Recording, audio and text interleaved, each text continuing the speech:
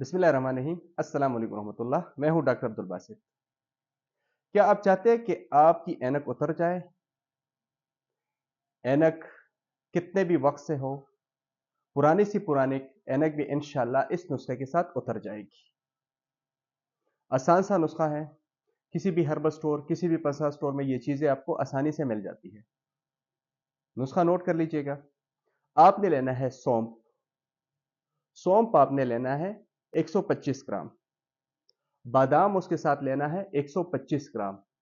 सफेद मिर्च, जिस तरह सियाह मिर्च होती है, काली मिर्च होती है, इसी तरह सफेद मिर्च भी होती है, वो आपने लेनी है 50 ग्राम। किशमिश आपने लेनी है 100 ग्राम।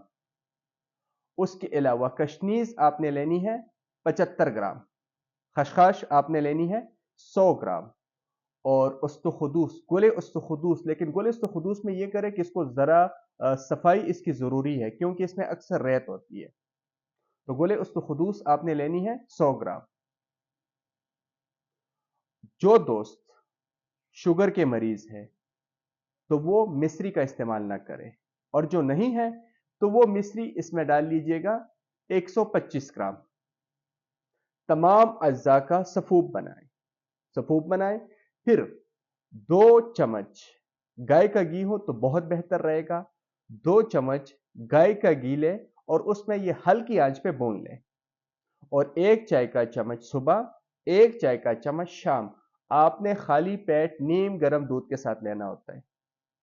बच्चों के लिए आधी चाय का चम्मच सुबह और आधी चाय का चम्मच शाम को।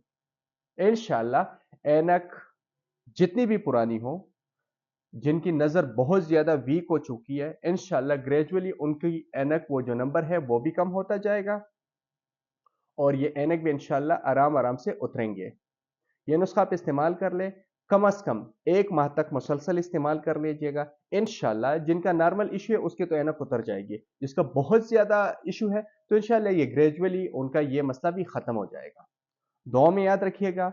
जिन्होंने हमारा यूट्यूब चैनल सब्सक्राइब नहीं किया उनसे रिक्वेस्ट है कि यूट्यूब चैनल सब्सक्राइब करें, ताकि हर नई आने वाली वीडियो आपको बर वक्त मिल सके। अल्लाह हाफिज।